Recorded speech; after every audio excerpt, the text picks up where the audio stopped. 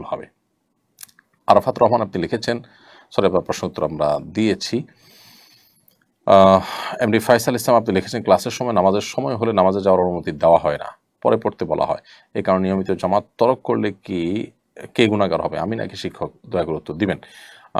পরে যদি নিজেরা জামাত করে নামাজ পড়া যায় তাহলে সেক্ষেত্রে তো অসুবিধা নেই, হতে পারে, কিন্তু নিয়মিত মসজিদের জামাত তরক করে এভাবে আপনার আলাদা করে জামাত করা এটা অনুত্তম। তবে আপনি এর কারণে জামাতে সালাত আদায় করার যে সওয়াব সেটা পাবেন এবং দায় মুক্তি হবেন ইনশাআল্লাহ বিইذনিল্লাহ।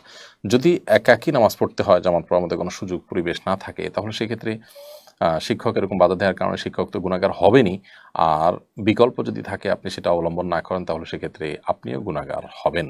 অর্থাৎ এখানে শিক্ষকের দোষটা নিশ্চিত, কিন্তু আপনিও দোষী হতে পারেন যদি আপনার এখানে করণীয় ঠিক না করতে পারেন। অনেক করণীয় হতে পারে, ছাত্ররা নিজেদেরকে আরও বন্ধুবান্ধবদেরকে আরও সহপাঠীদেরকে সাথে নিয়ে শিক্ষকের উপর প্রেশার দেওয়া যেতে পারে, কর্তৃপক্ষের উপর প্রেশার দেওয়া যেতে পারে, শিক্ষা প্রতিষ্ঠান চেঞ্জ করা যেতে পারে, বহু অপশন রয়েছে। কিন্তু যদি এমন হয় যে ক্লাসের পর খুব বেশি বিলম্ব না করে জামাতের সাথে নামাজ পড়ার ব্যবস্থা আছে, তাহলে সেটা অবশ্যই করা যেতে পারে, তাতে দোষের কিছু নেই। কিন্তু যদি অনেক বেশি বিলম্ব হয় এবং জামাতের বিষয় নিশ্চিত না থাকে তাহলে সেক্ষেত্রে এটা অবশ্যই অন্যায়ের মধ্যে পড়বে। প্রিয় দর্শক,